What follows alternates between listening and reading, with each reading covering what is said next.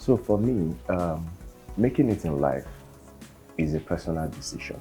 And the decision to go to the Oxford University to study for the executive MBA was a personal one. Yes, I knew it was going to be difficult, but as a professional, I've always understood the fact that making it in life itself, it's a challenge, it's a competition, right? And if you want to compete globally, you have to compete globally. And what that essentially means for me is that, when I made the decision to go to Oxford, I knew I was going there to compete with the best of the best, right? So the challenge in itself, I would say it's secondary. For me, it's really about the outcome. And I thought about the outcome from the inception. And here we are, I finished with the distinction. So I would say to be successful at a very young age, there are a couple of things you need. One is the grace of God. I mean, there is an element of luck in life. However, to be a bit more specific, there are a couple of things you need to be successful. One, you must have a value proposition. That is extremely important. You have to be well educated, you have to be disciplined, you have to be focused. That's number one. Number two is that you need to have certain level of humility in life. No matter who you are, you have to be humble, and this is Africa. Africans like to be respected, you have to be respectful. For me, you also need to ensure that you pay particular attention to your network. It's extremely important. So having something to offer is one thing. Being able or privileged to offer it to the right network is another, right? Especially for those who weren't born with a silver spoon. So if you have the value proposition on one hand, you have certain level of humility, and you find yourself within the right networks, I believe you do well. My guiding principles are not many, right? For me, I think the most important thing you need to understand is, I think you need to have a philosophy, right? There are things you should stand for as an individual. So for me, I think you need to have very strong ethical values. It's very, very important. Without strong ethical values, you can't really find meaning in yourself, right? You will essentially continue to follow what other people do. So for me, having strong ethical values is one. Number two is being disciplined. Discipline helps you to achieve a lot of things. It helps you to wake up very early in the morning.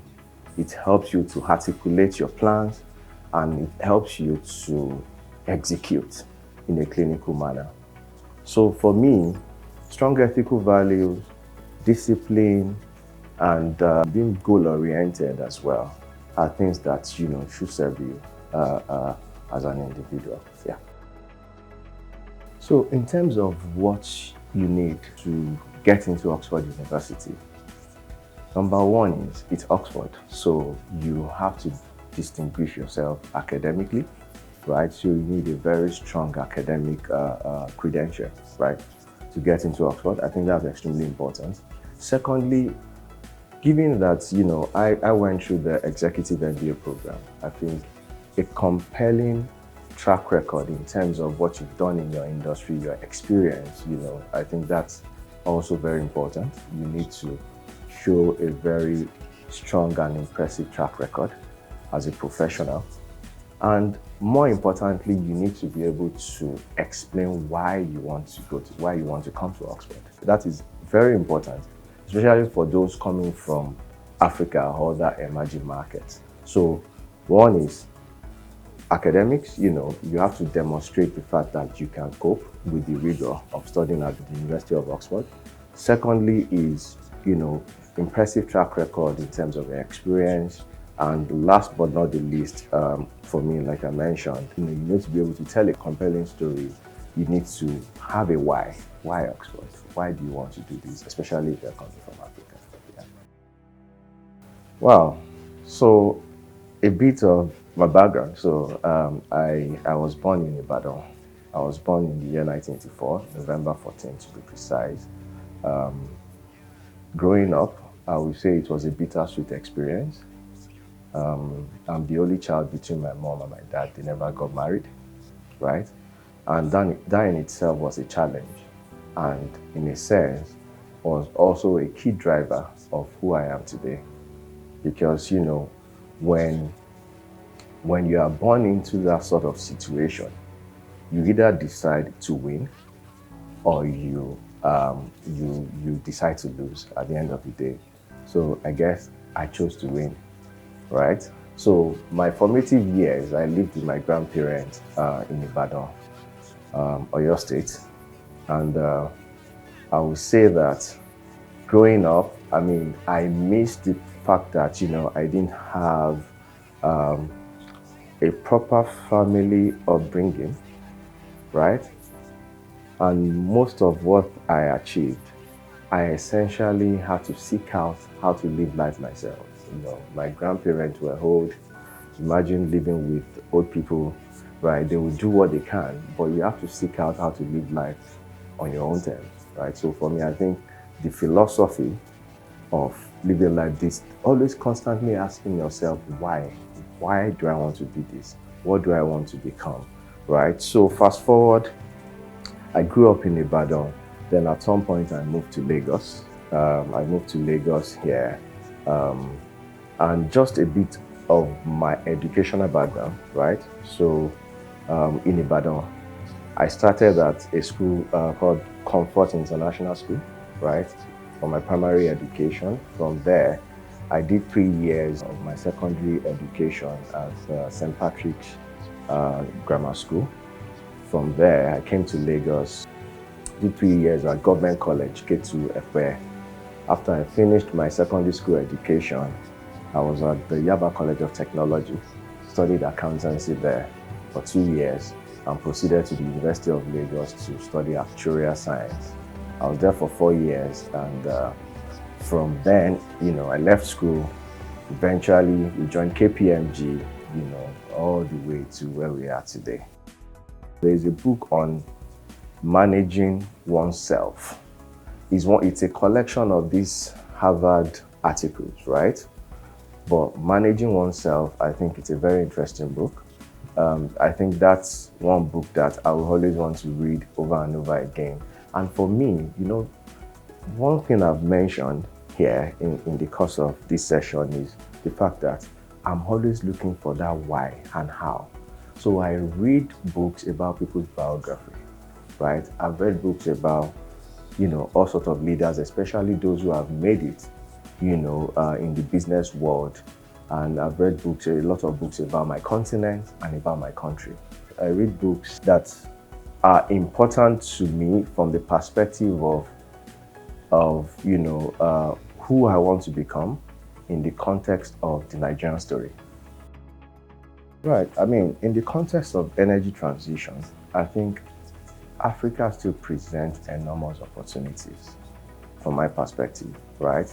So if you consider the abundance of gas resources on this continent, then you can't speak to energy transition without talking about Nigeria, especially when you consider what is happening today in Eastern Europe, right? It is very clear to the world that energy transition is a journey, right? And you have to manage the transition in a way that is inclusive and in a way that is value accretive to all.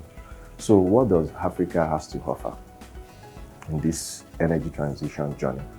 Number one is the abundance of resources.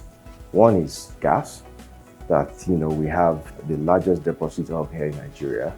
And then if you think about the base metals that you need to electrify the world, right? I mean, I know that Democratic Republic of Congo, for example, has the largest deposit of cobalt. So, I mean, whether it's, the journey to transitioning or the base metals that you require to electrify the world when you eventually transition, right? You can't rule out the contribution of Africa to that. But more importantly for me, when we talk about energy transition, I think it's really how, Africa benefits from it, right?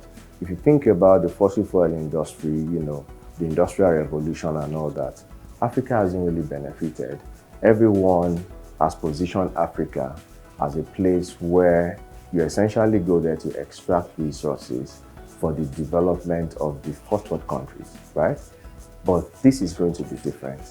One is that you have more educated people on the continent. The continent now understands what it wants. And what I tell people is this: you need to understand what Africa needs to fly, right?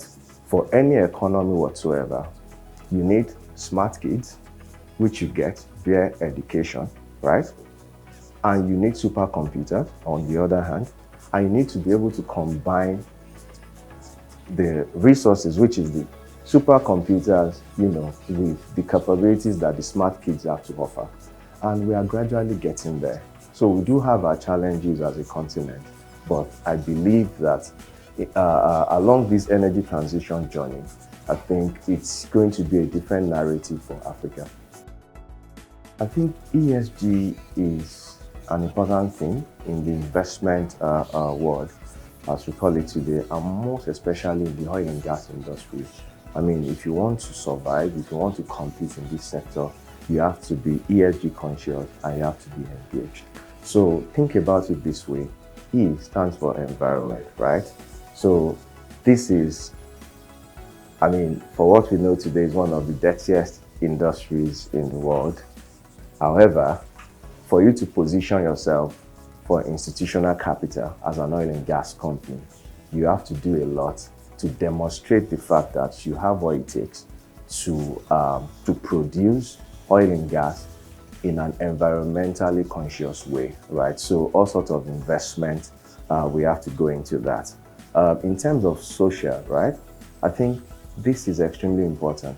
For us, for example, I can speak for the industry here in Nigeria.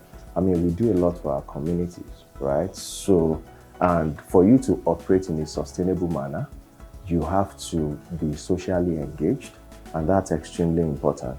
And governance, I think this is an area where, we need to pay attention to, especially in Africa, and a continent that is fraught with corruption, bribery, and all sorts of things. So from our perspective, I think governance starts from within.